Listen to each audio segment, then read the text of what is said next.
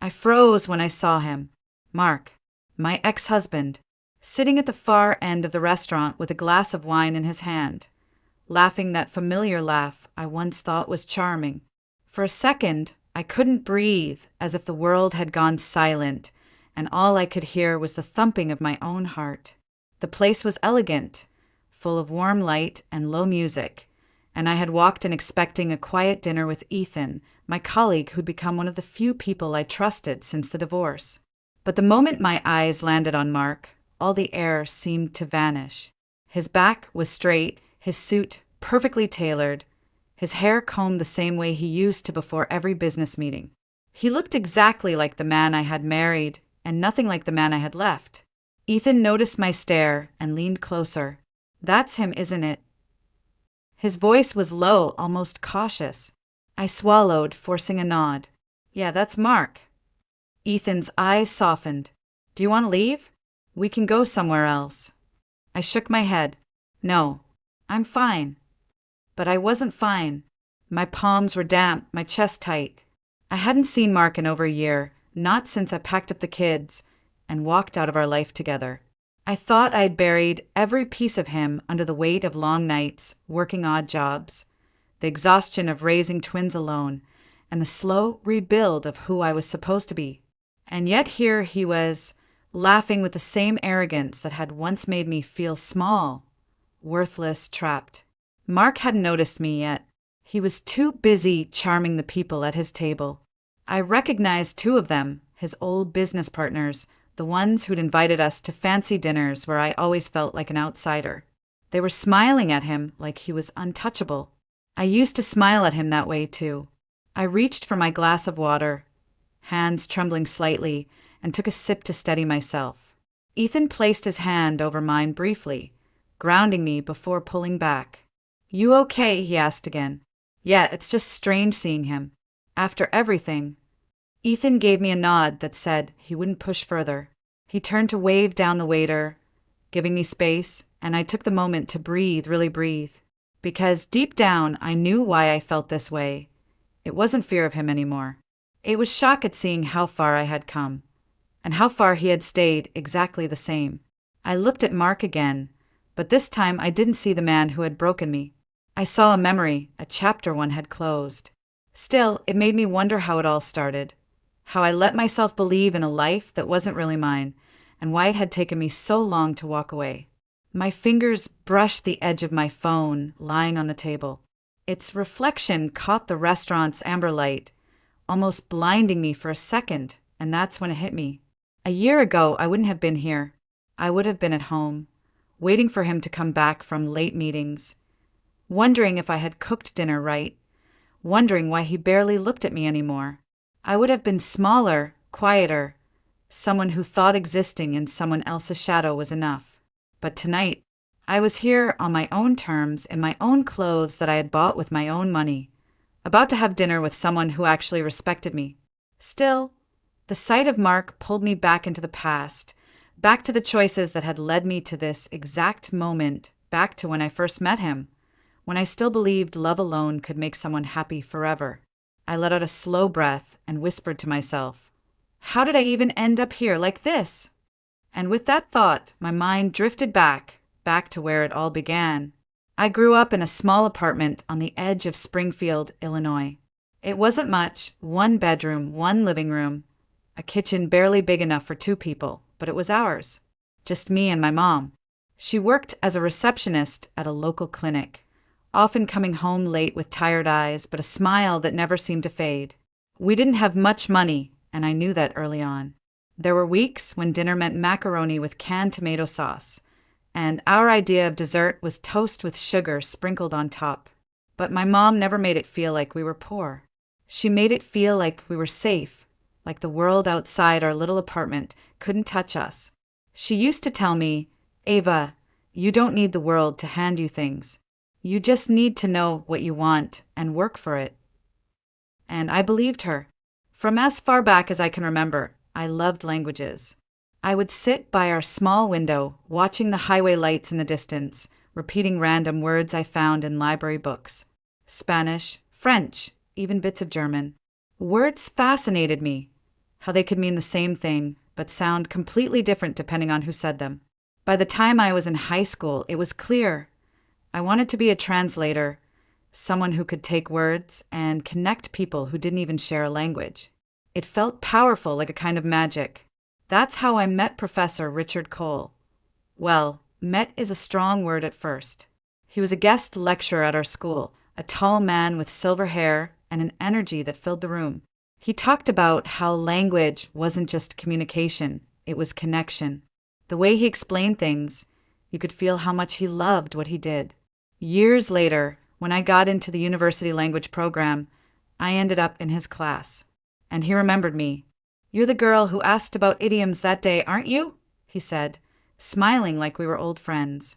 He became my mentor, the one who believed in me when I wasn't sure I was good enough. He helped me get my first real job at a travel agency, translating documents and helping foreign clients. It wasn't glamorous, but I loved it. For the first time, I felt like I was on the right track, building something for myself. Back then, I was shy but full of hope. I had friends, but I didn't date much. Most of the time, I spent my evenings studying or working extra shifts. I told myself I had all the time in the world for romance after I had a stable career. My mom was proud of me. She'd say, "You're going to do amazing things, Ava." And I believed her because she never lied to me. But life has a way of sneaking up on you.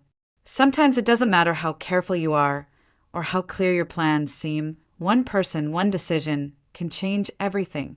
For me, that person was Mark Thompson. When I first met him, I thought he was everything I had been waiting for. Confident, kind, successful. He looked at me like I was something rare, something worth noticing. And for a girl who had spent most of her life blending into the background, that attention felt like sunlight after a long winter. Looking back now, I realize how dangerous it is to mistake attention for love. But at the time, I couldn't see it. I didn't want to.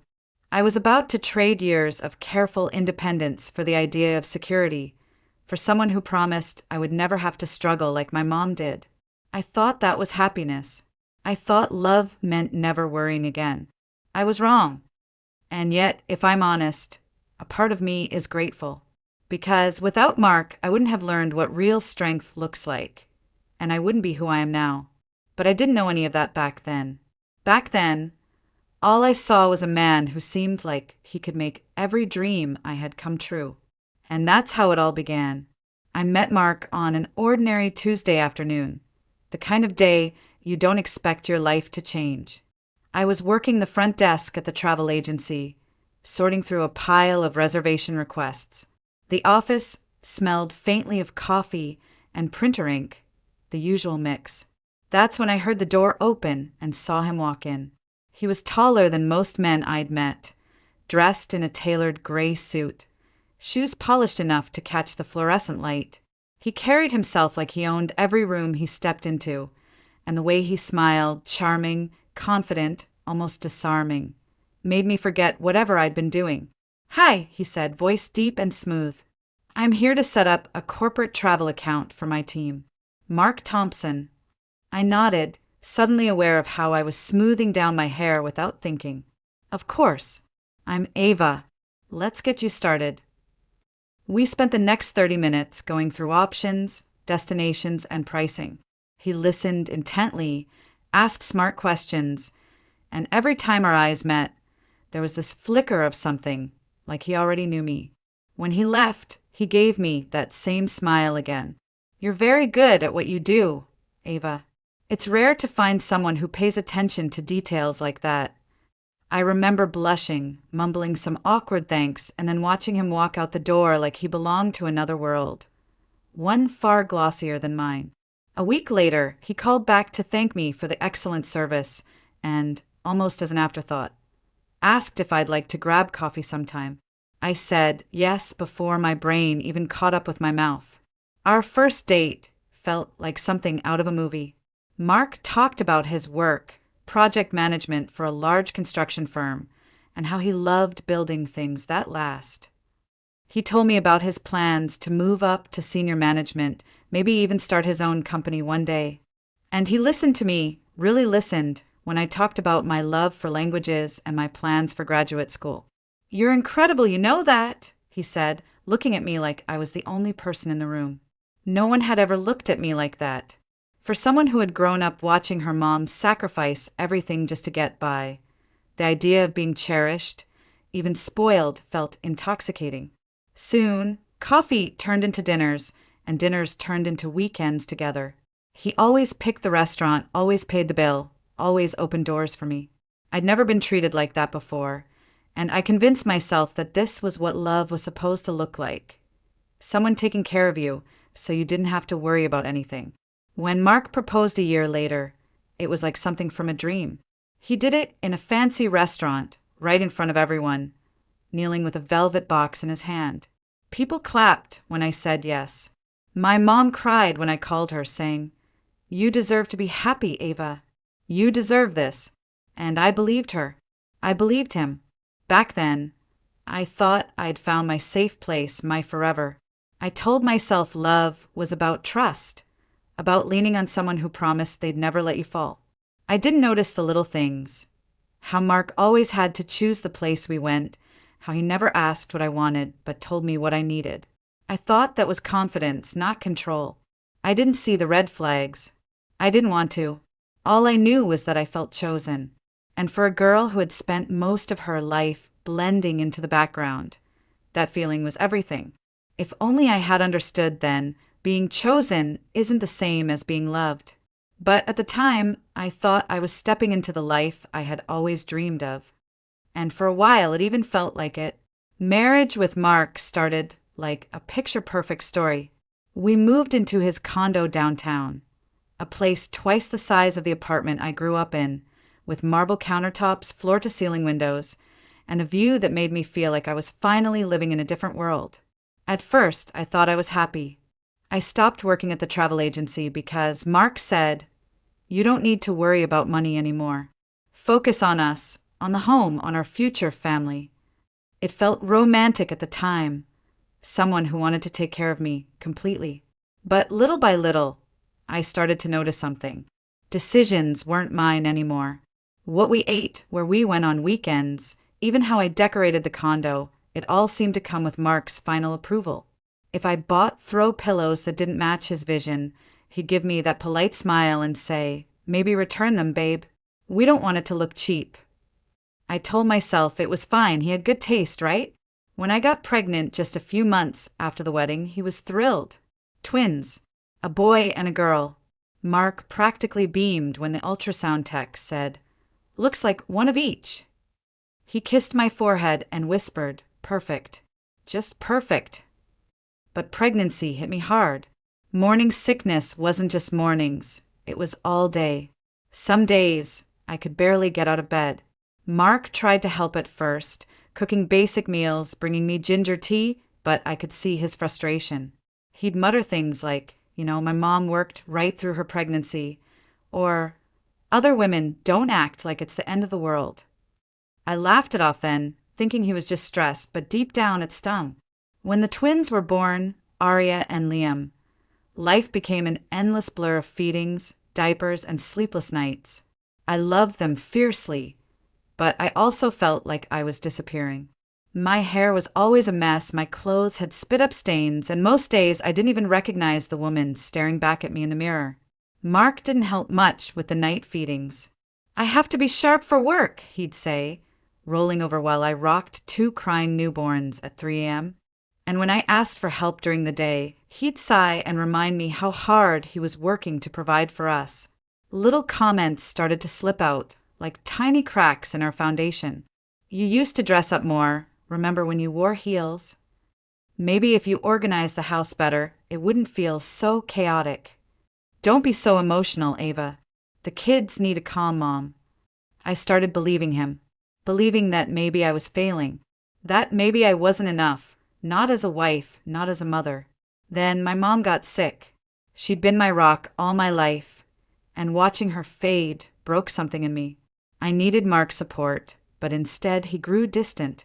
He went on more business trips, stayed late at the office, and when he was home, his phone was always in his hand. The day my mom passed away, Mark hugged me briefly and said, "She's in a better place." Then he left for a dinner meeting. I sat there holding our twins, tears soaking their little heads, and for the first time I felt completely alone, even though my husband was just a room away.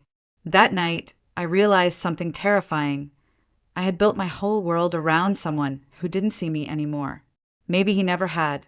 But I pushed those thoughts away, told myself it was just grief, just exhaustion. I tried to be better, quieter, easier to love. I didn't know then that the real storm was still coming, and it would shatter everything I thought I knew about our marriage. If only I had listened to that small voice in my head whispering, "This isn't what love feels like." It happened on a Tuesday night, the kind of night that feels so ordinary you'd never expect your world to tilt. Mark had left his phone on the coffee table before heading to take a shower. That alone was unusual. He guarded his phone like it was made of gold. A message flashed across the screen. I wasn't looking for it, I swear.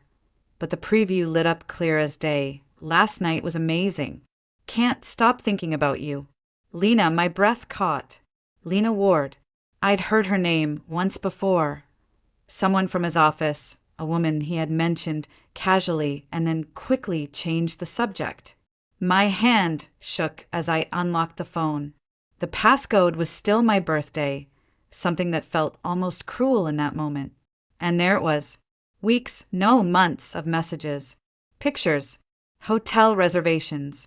My chest burned as if someone had poured acid down my throat. I felt dizzy, like the room was spinning, and I couldn't keep up. Mark walked out of the bathroom, towel around his waist, whistling like life was perfect. He froze when he saw me holding his phone. "Ava, what are you doing?" His voice was sharp, defensive. I didn't scream. I didn't throw the phone. I just stared at him, my voice shaking but low. "How long, Mark?" He scoffed, running a hand through his wet hair. "You're really going to do this now? Don't be dramatic." Dramatic? My voice cracked, but I didn't back down. "You have a girlfriend, Mark. A girlfriend." He rolled his eyes. "She's not a girlfriend. It's complicated.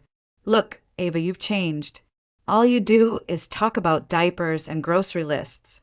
You've let yourself go. When was the last time you even cared about how you looked? You're boring now. Lena's different. She actually cares about staying interesting." The words hit harder than the betrayal itself. Boring. House hen. Worthless. Every sacrifice I had made for him and for our family felt like it had turned into ammunition in his hands. Something inside me snapped. I thought I'd cry, beg, maybe even forgive if he asked. But no.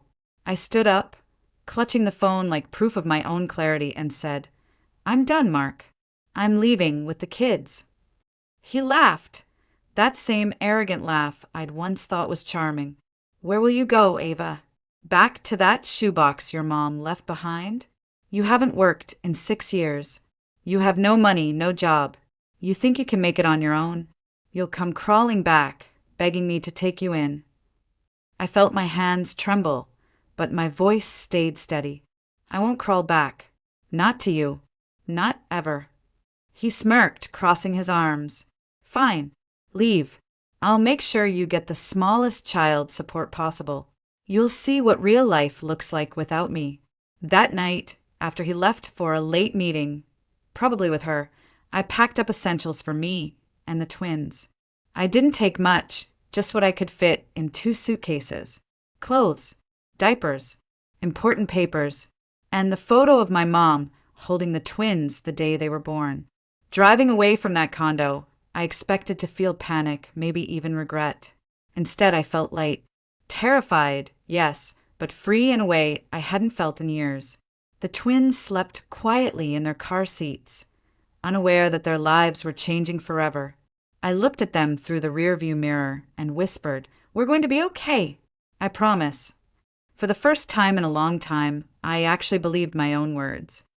I didn't know what the future held, but I knew one thing for certain.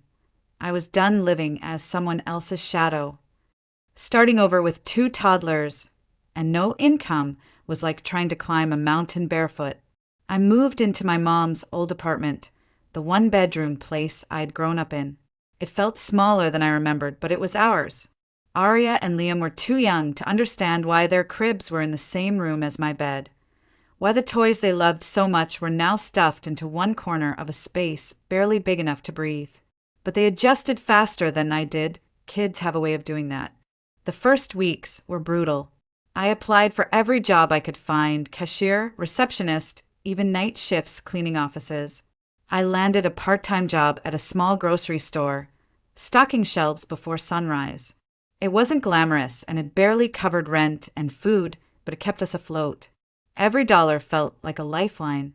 There were nights I cried quietly in the bathroom, not wanting the twins to hear. I cried for the life I thought I had, for the woman I used to be, and for the fear of what might come next. But every time I stepped out of that bathroom, I forced myself to smile, because they needed me strong, even when I didn't feel strong at all. Then one afternoon, while picking up a few things at a corner shop, I heard a familiar voice. "Ava, is that you?" I turned and saw him, Professor Richard Cole, my mentor from college. He looked older, silver hair, now fully white, but his eyes were the same, kind, sharp, observant. "Professor Cole?" I could hardly believe it. He smiled. "What are you doing here? I thought you'd be running some big translation firm by now." The laugh that escaped me sounded more like a sigh. Life happened. Kids, marriage, divorce. His expression softened. "I'm sorry, Ava. Truly. But you were one of my best students. You have a gift. You still translating?" "Not really. I've been busy surviving." He nodded slowly, then pulled a card from his wallet. "Call me. I have a friend who runs a translation business. Remote work, flexible hours. I think they'd love someone like you." I took the card, not daring to hope too much. But that night, after the twins went to bed, I stared at it for a long time before finally sending an email. By morning, I had a response. By the end of the week, I had my first freelance translation assignment. It was small, just translating a short business proposal from French to English. But when I hit send on that completed file, I cried. Not from sadness, but from relief, from pride. For the first time since leaving Mark, I felt capable again. The twins noticed, too. Arya drew a picture of the three of us with big smiles and taped it to the fridge. In shaky preschool handwriting, she'd written, "We love you, Mom." Liam brought me a bunch of wildflowers he'd picked from a sidewalk crack and said, "For you, Mommy, because you work hard." I kept those flowers in a glass cup for weeks, long after they dried, because they reminded me why I couldn't give up. The freelance work grew slowly but steadily. Some days I translated menus, other days business contracts, and eventually I started teaching beginner Spanish online for extra income. It wasn't glamorous, but it was mine. Every paycheck, every thank you from a client, stitched me back together piece by piece. One night, I stepped onto the balcony, looked at the city lights, and whispered to myself, "We're going to be okay, better than okay." And for the first time in years, I believed it. I didn't know then that life had another twist waiting for me, one that would bring me face to face with Mark again. But this time, I'd be a completely different woman. A year can change everything. When I walked into that restaurant with Ethan, I wasn't the same woman who had packed up 2 suitcases and cried behind a steering wheel. I had my own income now, steady freelance work, a growing list of clients, and even a small emergency savings fund. The twins were thriving, and so was I. But seeing Mark again, it was like standing in front of a mirror that showed 2 versions of my life, the one I had and the one I'd walked away from. Mark sat at the far end of the room, laughing a little too loudly, gesturing with a glass of wine like he was still the star of his own show. His friends, business partners, by the look of it, nodded along, pretending to be impressed. It was the same performance he'd given countless times when we were married. Except now, I wasn't part of the audience. I felt Ethan's hand briefly touch mine under the table, a quiet question. "You okay?" I gave him a small smile. "Yeah, I'm okay." And I was. A waiter approached our table. "Miss Thompson." Your table is ready upstairs. We've reserved a private room for you." Mark's head snapped up at the sound of my name. His eyes found mine, and for a moment he froze. I saw recognition, then disbelief. He stood, almost knocking over his chair. "Ava." I hadn't heard him say my name in over a year. It sounded strange, like a word that had lost its meaning. I smiled politely. "Hello, Mark." He looked me over, my tailored dress, my confident posture, and I could see the confusion flicker across his face. I wasn't the exhausted woman in yoga pants and a messy bun anymore. I was someone new, someone whole. "You look different," he finally said, his voice lower, almost cautious. "I am different," I replied simply. One of his colleagues chuckled nervously. "Mark, are you going to introduce us?" But he didn't. He just stood there, staring, like he was trying to piece together how the woman he'd once called boring and worthless was now standing in front of him, looking like she didn't need him, or anyone, to be complete. Ethan stepped forward slightly, his presence calm but firm. "We're running late, Ava." I nodded. "Right. Excuse us, Mark. Enjoy your evening." I turned and walked away, heels clicking softly on the polished floor. My hands weren't shaking. My heart wasn't racing. There was no desire to shout, no craving to prove anything. The life I was living now was proof enough. When we reached our private table upstairs, I caught my reflection in a window, a woman standing tall, smiling slightly, eyes clear. For the first time, I realized just how far I'd come and how small Mark looked now. Not physically, but in the space he took up in my mind. Downstairs, I imagined him returning to his table, forcing a laugh, pretending my presence didn't bother him. Maybe he'd even tell himself he didn't care. But I knew better. I saw the flash of regret in his eyes, the quick calculation of what he'd lost. And that was enough. That was my revenge. Not screaming, not payback, but peace. Ethan lifted his glass. "To new beginnings." I smiled, clinking mine against his. "To finally being free." That night, when I got home and peeked in on Arya and Liam sleeping, I felt a calm settle over me. I'd worried for so long that leaving Mark had broken my life beyond repair. But looking at my kids' peaceful faces, at the small apartment filled with laughter and warmth, I finally understood. Leaving him hadn't broken me. It had saved me. When we left the restaurant that night, the city air felt softer somehow, like even the wind knew something in me had shifted.